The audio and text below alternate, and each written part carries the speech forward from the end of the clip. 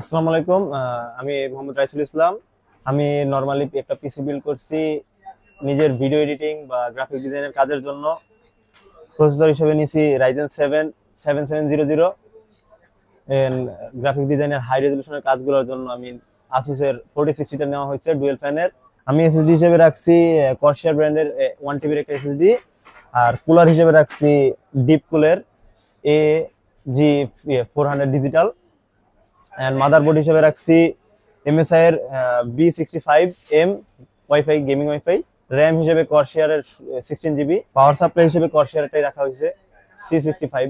কর্সিয়ারটা এমনি নিজের থেকে প্রেফার করা, এমনি মানুষের থেকে ভালো শুনছি, নিজেরও যে স্যাটিসফাইং জিনিস এটাতে। এমনি নর্মালি ব্লিডিং নাই, রাতে এমনি দেখতে গেলে হোয়াইট হয় না, চোখে দেখতে সুবিধা হয়। এমনি নরমালি কেসিংটা আমার পছন্দ ছিল, সেই জন্যই নেওয়া হয়েছে।